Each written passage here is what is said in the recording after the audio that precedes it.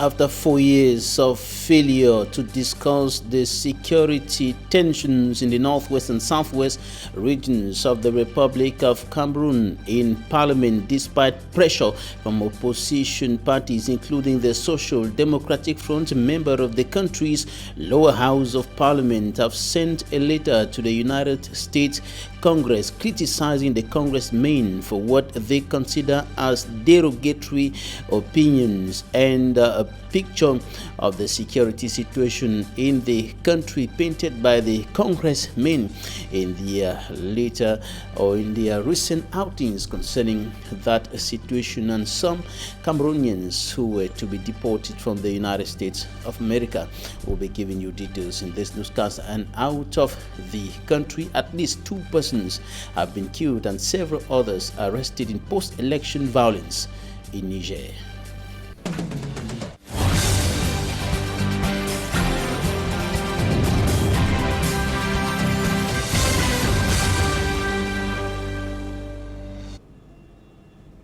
Thanks, ladies and gentlemen, for joining us on this news hour on Équinoxe Television. We are broadcasting from Cameroon's economic capital, Douala. My name is Babla Jonathan.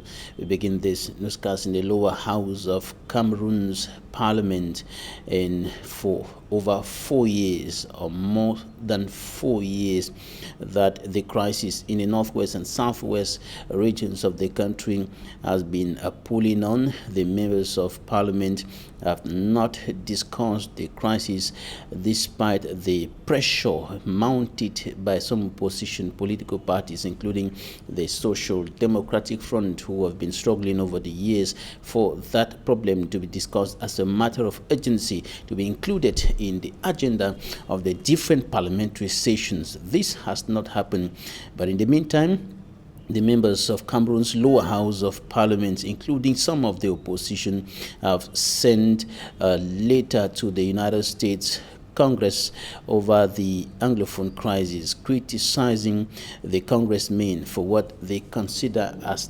derogatory opinions and derogatory words released by the congressmen with regards to the socio-political and security tensions in the northwest and southwest regions of the country. And the members of Cameroon's House of Parliament, the lower house of Parliament, sent that letter to the U.S.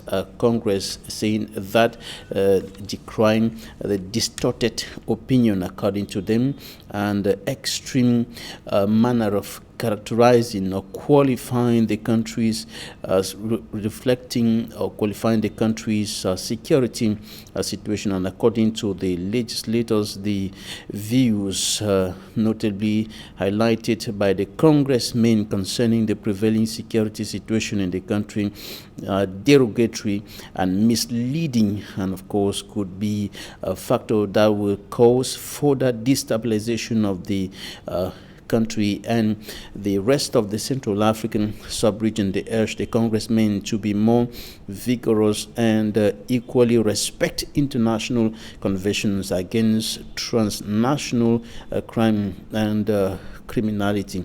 According to Cameroon's members of Parliament, notably those who signed that letter to the U.S. Congress, acts of extreme violence and terrorism can come to an end only if the United States does not host criminals who are financing the violence in the country. And they also highlighted the issue of some Cameroonians who were to be deported from the United States of America, disagreeing with the position of the members of the U.S. Congress, who are demanding for a special status to be conferred to those Cameroonians who travel to the United States of America and not legally staying there and have not completed the legal procedures that should have permitted them to stay in the United States of America. And that is it as far as the situation of the Anglophone crisis is concerned, and the reaction of members of Parliament of the Republic of Cameroon with regards to the concerns expressed by U.S. congressmen. Now on to something else. We'll talk about Central African refugees, and there are indications that fresh and clashes in the neighboring Central African Republic has increased the number of refugees moving out of that country into Cameroon, and many of them are living in very difficult conditions, as we hear in this report. The resurgence of violence in the Central African Republic has driven over 3,000 Central Africans to neighboring countries. One of those countries hosting a great number of these refugees is Baturi, located in the east region of Cameroon. Before settling in the site, many of them went through traumatic scenes of violence, which is affecting their mental health. Another major challenge faced by these group of people is poor infrastructure and limited access to education. Several parents are unable to send their children to school due to limited means. A lot of these children now spend their time parading the streets or hawking. 11 communities hosting refugees in the East region are going to be benefiting from the BMZ project, which aims at providing responses to the humanitarian situation of the refugees. To reduce the dependence on aid in the communities affected by the Central African Republic crisis in Cameroon and in Central Africa. It is having as objective to contribute to the restructuring of the social infrastructures and to integrate the different communities in the domain of protection, in the domain of education and protection. The civil society organization, in collaboration with the German corporation, brainstormed on how to better the lives of these refugees living in Baturi and other parts of Cameroon. Now to Bonaberi in the Douala 4 subdivision, the lifeless body of a man is retrieved from a river. He is said to have drowned himself. Smanjikan Gabriel has more. The lifeless body of Gerard was removed from water this Thursday. I know that he is called Gerard with 5 children. The last one is still very small. Last picking where it's still hold for hand. So it is at this same spot where I am standing that he fell into the water. For inside water, say they don't meet up. His bag, identity card, and phone seen. Where you don't live and fall for inside water. Where I come around, water no be done climb. His family tried reaching him on several occasions, but he was unreachable. The way water be done go up. Attempts at removing him, the time he fell, failed. From my way, to go find a fish for inside water, it drag and put him for corner. It was only this Thursday that a fisherman found the body floating on water before he dragged him to the shore. Many are now asking if the man was mentally sick or had a particular problem that was disturbing him. He is not mentally sick, but for typhoid fever that is disturbing him.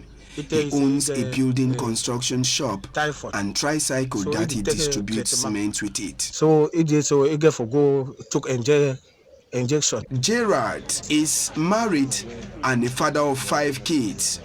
Gendarmes in Bonaberi have opened the investigation to get to the bottom of this incident.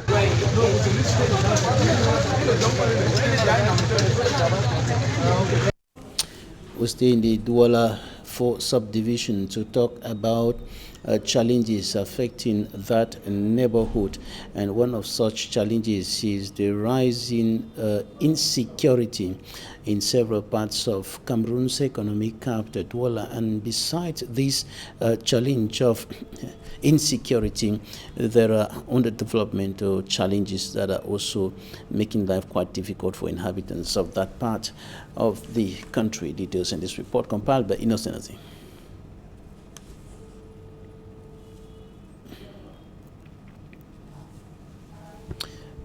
Senaze, with that report on the challenges faced by the population of the Douala 4 subdivision. We shall come back to that report in a short while. Time for us. Right, that report. The bin is ready. Let's have that report.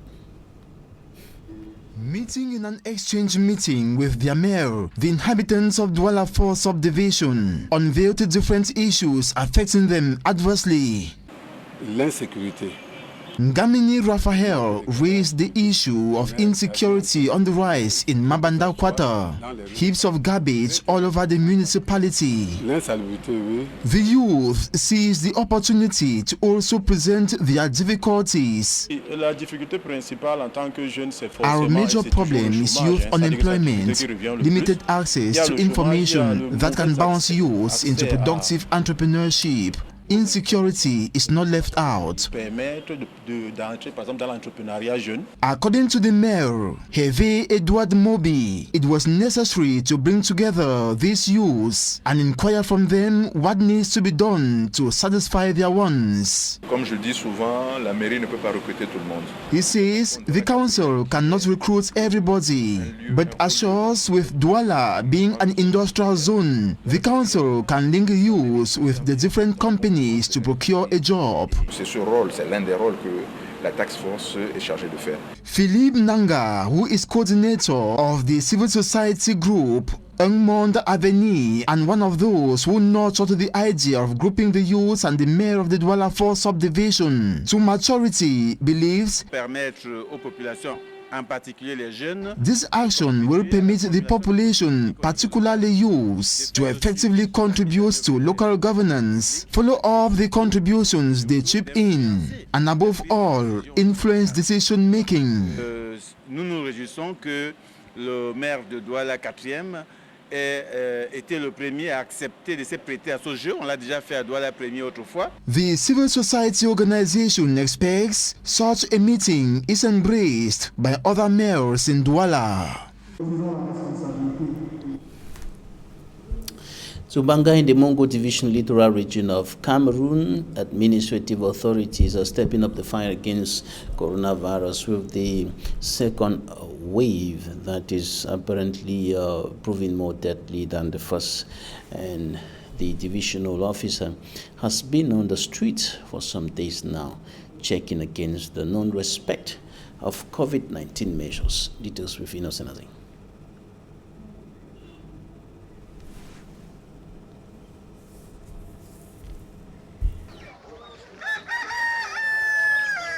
He is not looking for weights of the fowls to buy. Rather, he is controlling traders who are not wearing their face masks. According to the Mbanga Divisional Officer, Tembo Christine Kefo, 4 COVID-19 cases detected recently in his area of command is the reason why he is in this market to ensure anti-COVID-19 barrier measures are scrupulously respected, particularly the obligatory wearing of face masks, so as to curb spread of the pandemic, whose second wave is more threatening than the first.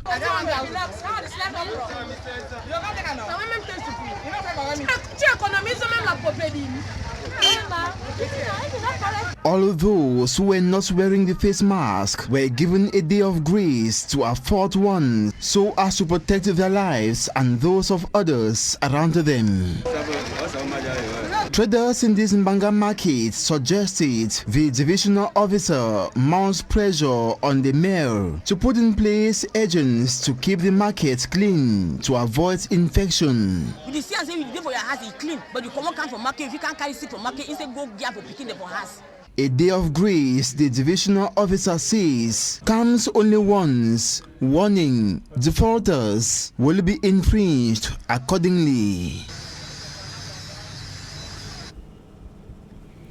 Now we talk about the new Bishop of Boya, His Lordship Michael Bibi, who was officially taken over command of that diocese, and that was of course today in the southwest regional chief town Boya.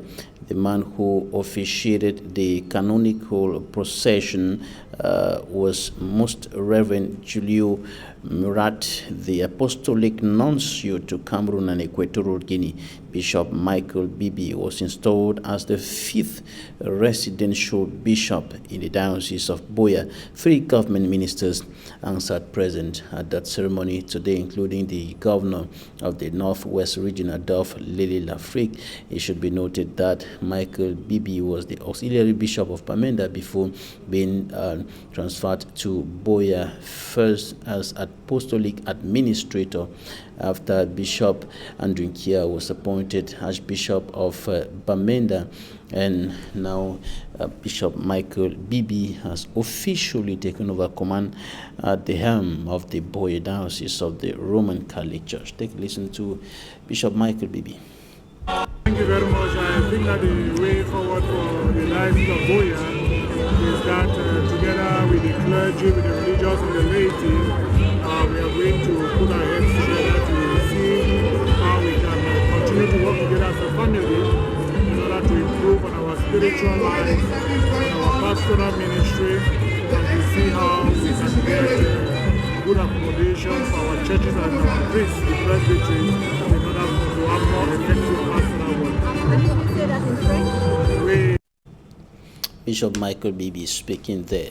Out of Cameroon, at least 2 persons have been killed and many others injured in the post-election violence in Niger. Violence erupted on Tuesday after the Electoral Commission declared former Interior Minister Mohamed Bazoum victor in Sunday's runoff vote. He got 55.75% of the vote, while the opposition candidate Mahaman Osman obtained 44.25%. According to the country's Electoral Commission, Osman disrupted the result and claimed that he narrowly won with 50.3% of the vote, and he continued disputing the result, which led to violence on the streets of the capital of that country, leading to the death of 2 persons and several other persons arrested. Coming up next, Talking Point.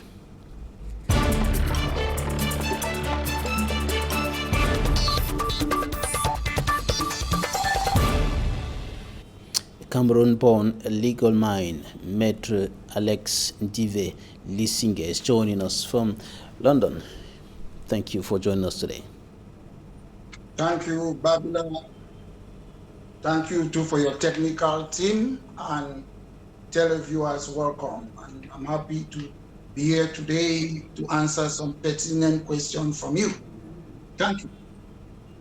You read through the letter sent by some members of Cameroon's lower house of parliament to the United States Congress concerning the Anglophone crisis and some Cameroonians, the situation of some Cameroonians who were to be deported from the U.S. What's your take about that later? Babylon, I would like to summarize in 30 seconds that those who drafted the letter, they were ill-advised. The letter was politically motivated. The letter is a Frankenstein monster that is going to come and hunt the Cameroon government, and it was drafted badly by some political nostrums in Cameroon. It is a political avalanche. It is suicidal. That's my summary of that letter.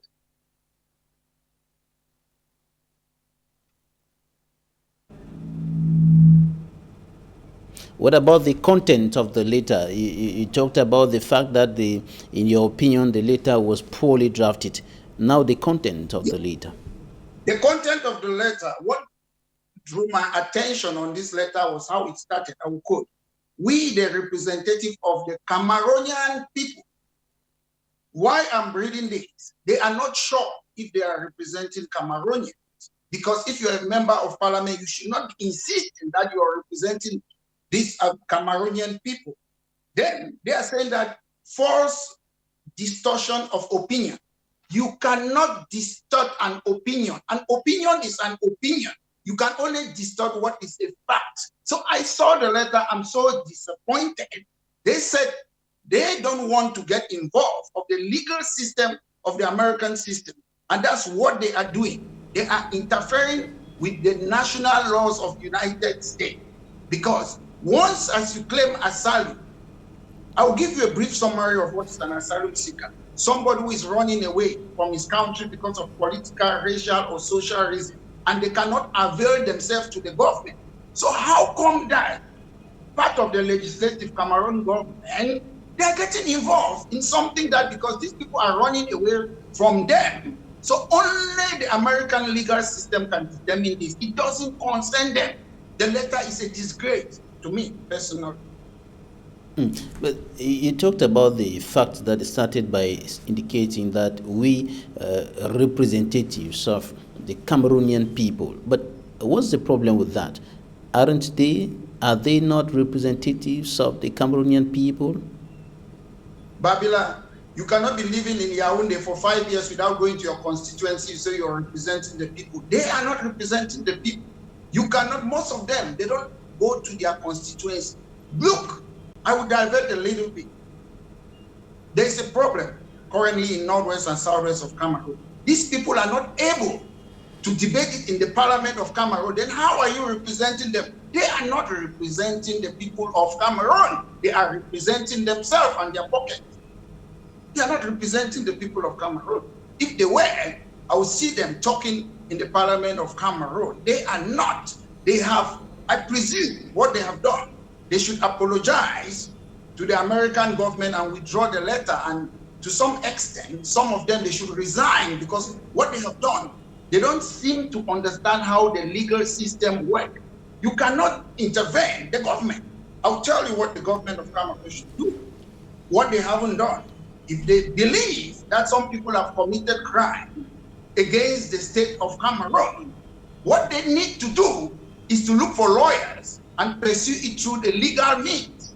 This temporary protection have got nothing to do with Cameroon, or except they want to tell me they have got a deal like what former Prime Minister Tony Blair and George Bush of America, what they did by sending some Iraqi through rendition, except they had a deal with Donald Trump. Because how does it concern them? It doesn't concern them. I don't know of any application that the government of Cameroon have made that they should send certain people back to Cameroon. So this, they are intervening in an international, which is the UN Convention, Geneva on Refugee. They are intervening. They are not supposed. Those people allegedly, they are saying they are running from the government of Cameroon. So how can you intervene in a process when they are running away from you? Because I've seen what they said, some congressmen in America, like somebody like Congressman Anthony Brown. This is somebody with a sterling quality. They are saying they are misleading the public. This is somebody who is a lawyer, a politician. He used to be a lieutenant governor, vice governor, and currently is a congressperson in Maryland. He used to be has worked as a United States Reserve military for 30 years. And you're calling him that he's lying. He's giving misleading information. So when I look at it, it was so sad. And I believe our members of parliament in Cameroon, they don't understand what they're saying. They're mixing everything. I look at the letter, I was so disappointed. I can go on and on. What Anthony Brown, a congressman, said, he said, if these people are sent back to Cameroon, they might be ill-treated. There might be retaliation. And if you go and check what this man said, it is the same thing that Amnesty International is talking about, torture and ill-treatment of opposition and some people in southern Cameroon. If you see, it's the same thing that U.S. State Department is talking about extrajudiciary or summary killing. It is the same thing that Free House in Finland is the same thing that Amnesty International is saying. I don't know if they had the chance to read the congressman report and they look and compare it with Amnesty International report, with Human Rights Watch and other human rights report. I've tried to look at the Cameroon human rights report. I cannot find one. They are criticizing people when they are not in the position to produce their own human rights report about Northwest and Southwest or what is happening in the north of Cameroon. So it's very disappointing. It is more political. I don't understand what was their aim. And as I say, it is a Frankenstein monster. Is going to haunt the administration of Cameroon. The reason I say this, because if a new president comes to a country like Mr. Biden, what you need to do, go and look at his political career for the last 50 years. Then you know how to deal with such person. Mr. Biden is somebody who will sympathize with people of Southern Cameroon. I will quote something what Mr. Biden said. I have something here, I will quote it. He said that because he's a firm supporter of the Kurdistan Republic, he wanted the Kurds to separate from Iraq. And when he won the presidential election, they were celebrating in Kurdistan because he promised them that in his lifetime, those people will have independence. So they don't know Mr. Biden is a Democrat. The Democrats are liberal on immigration. They are liberal when it comes when people are being tortured like the people of Northwest and Southwest. So the government of Cameroon or these parliamentarians have made a big mistake in their life. And to me, they should not be ashamed to apologize and withdraw that letter. The Cameroonian lawmakers think that the U.S. congressmen expressed derogatory opinions and distorted information about the situation in Cameroon. Isn't it a problem? I will quote you something. What Congressman Anthony Brown said. They fear political motivated persecution, violence, retaliation, and health consequences. How is it distortion? If you go and check Amnesty International report, they are saying the same thing. Human Rights report, they are saying the same thing. Free House report in Finland, the same thing. All human rights organizations all over the world, they are saying the same thing what the Congress said. And what lawyers, they call such report, human rights report, Amnesty International, they call it objective evidence. You cannot argue against those type of evidence. What they are saying in Cameroon, what they are saying is called subjective evidence. And in law, in the court of law, you look at the subjective and the objective evidence before you make a decision. So you cannot be arguing that Amnesty International, they are lying, that U.S. State Department, they are lying. If you read the U.S. State Department report, they are quoting from Amnesty International, Human Rights Watch. So you cannot say they are distorting it. If they lie, they should go and read it after this program. Those congressmen, they are not making it up. They are quoting what independent human rights organizations are saying. So it is a disgrace. Their letter, it's very bad. For the past years, the Social Democratic Front has been struggling for the Anglophone crisis to be discussed in Parliament, to be debated in Parliament. And they have organized several times protests, and they have moved out of Parliament, but nothing has happened in that light. And now this letter comes up, and it is signed by the first vice president of the Social Democratic Front, Honorable O.C. Joshua.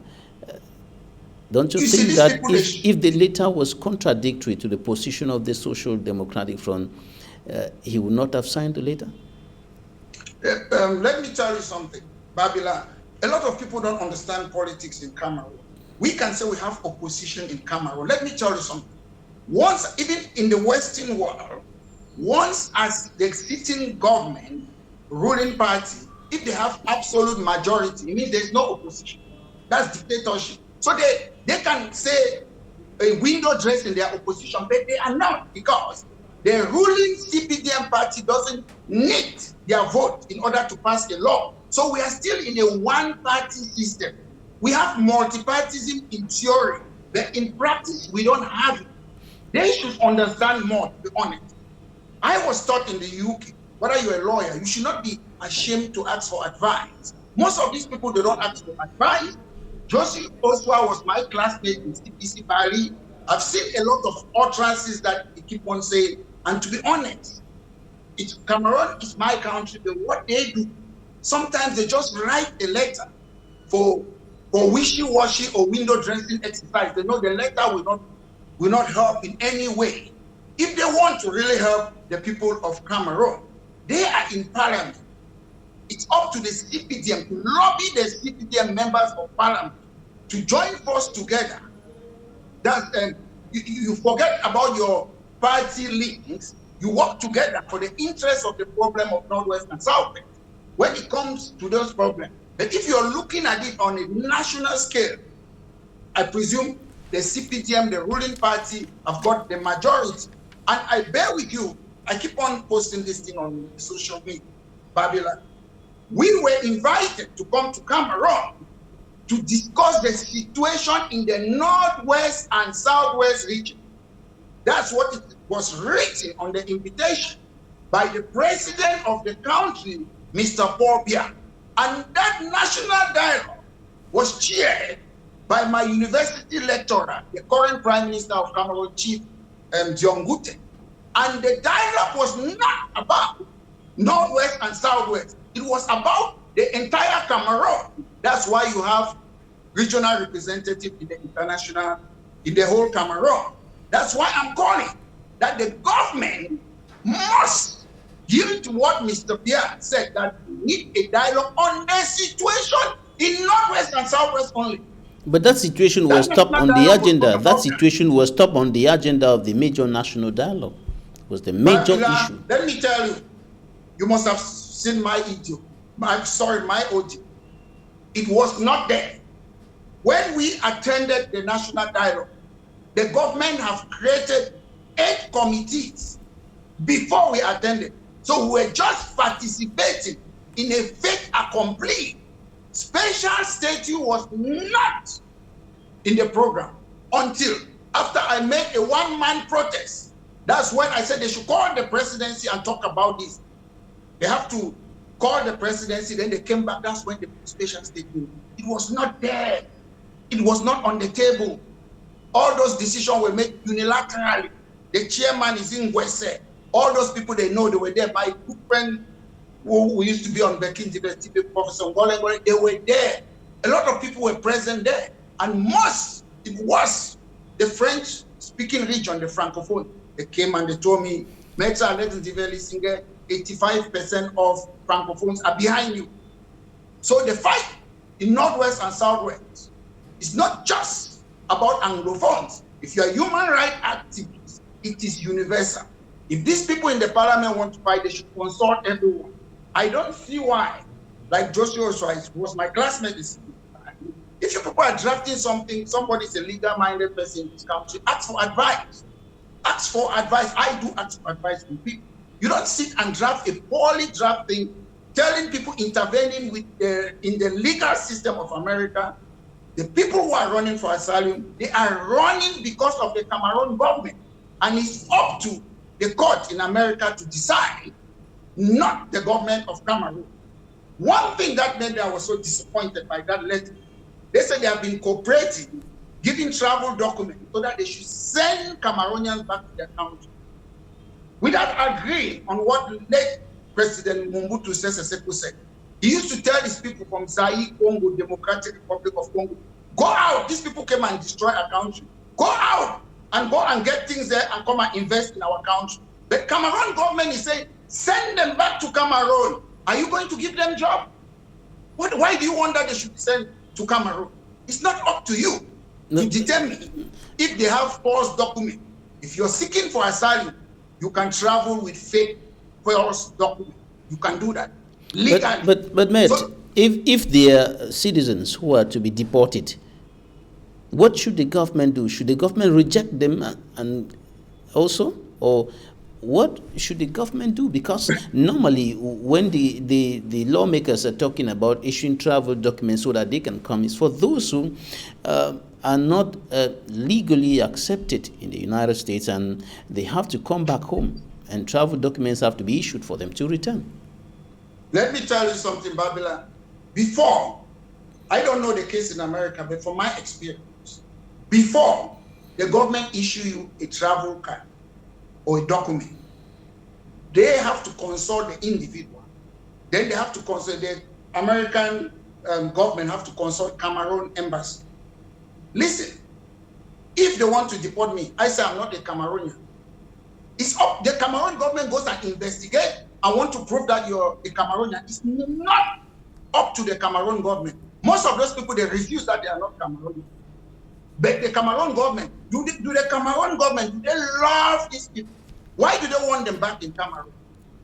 Whether they are economic migrants, it's up to the American government to determine it. Do you want them to come back to give them a job? Babylon, reading between the lines, what these people are doing is malicious. They say they are spoiling the name of Cameroon. Look, those who are spoiling the name of Cameroon, they are Mr. Bia's minister, and most of them, they are in prison. They should deal with that before they start worrying about people out of the country. If the government of Cameroon believes that somebody has committed a criminal offense, they should seek a lawyer. I will work for them if they want it. It's not an application. Stop distorting international law. Concentrate in Cameroon. Look at the people who are corrupt in Cameroon, stealing taxpayers' money. That's what the government needs to be fighting, not people who are out of the country. If they believe, as I say, I will repeat, anybody have committed a crime against the government of Cameroon, look for a lawyer and do that. This temporary protection has got nothing to do with the Cameroonian government. It is an immigration process. So how does it concern them? If it was like, you see, Julian Assange, the American government, they want him, they made an application to the UK court. So they should make an application. And if the American government refused, then if those people have committed an offense against the state of Cameroon, I will support the government. But the government have not made any application. So why are they complaining? Why are they complaining? It's not the application, it's member of Congress. They are representing their constituent. All those congressmen, they are not speaking on behalf of the government. They are speaking on behalf of their constituent. When you come and complain to them that you have problem in Cameroon, this, whatever, they will go and read Amnesty International report, they will read Human Rights report, they will read the U.S. State Department report, then they will make a decision. They are not distorting any facts. Another issue that has been coming up again and again is the fact that the United States is hosting many people who are allegedly masterminding happenings, notably in the northwest and southwest regions of the country. And this issue is coming back again and again. And there seem to be, you see, yeah, the government seem to be requesting that those people should be sent back home to face the law. Babylon, under the criminal law, under the criminal legal system, there is a procedure to do things. To the best of my knowledge, correct me if I'm wrong, have the government of Cameroon made any application that they should send certain people back to Cameroon?